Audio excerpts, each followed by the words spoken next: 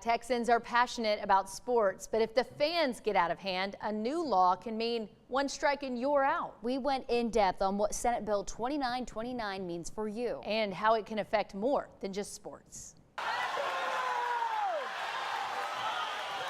When parents become a problem, it can spill out of the stands and into the hands of law enforcement. The fun part of going to a baseball game or a basketball game is kind of razz the referee some, but we're kind of getting to the point now where it's turning from just razzing them to confronting them in the parking lot or coming onto the field or coming onto the court and actually trying to physically assault them. And there's absolutely no excuse for that, and it's definitely something we're not going to put up with in Clifton. This incident at a Clifton basketball game ended up in another type of court. As police chief and a youth sports official, Chris Blanton says there's already a shortage of referees. We don't have enough umpires to cover all the games, and I know basketball and football they're in the same boat, and it's because of the abuse that they put up with from fans over most of the time their judgment calls. The fact that fans they act like they can't understand that or don't want to, it's extremely frustrating and aggravating. With the new one strike rule, there's a zero tolerance policy for bad behavior in the stands. Officials don't have to give a warning. There's immediate ejection authority and no appeal process. Salado dad and referee Richard Bowles says it's a step in the right direction. It allows us to maybe control the fan base a little bit more, where in the past we had very little control or say over the fan base.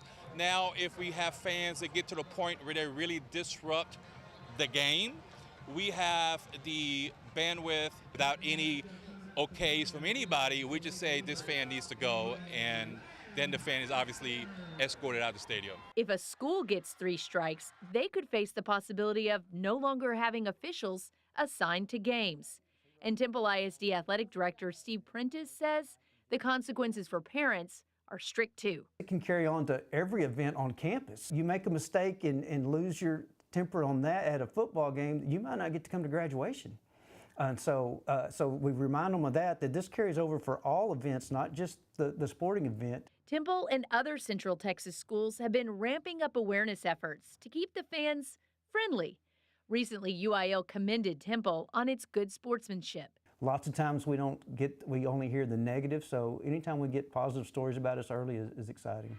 We have passionate fans here, which is good. I'd rather be with a fan base that's passionate and wants to be successful than one that's apathetic and doesn't really matter. So you take the good and the bad with that. Something we're going to do, we're going to focus on every game. It's not something we just give a little lip service to at the beginning of the season and move on. And you want the kids to have fun above it all. Now, before the law was passed, an official would have to give a warning to a rowdy fan and then continue to observe the behavior before they could be ejected. This applies to any school district or UIL sanctioned athletic event.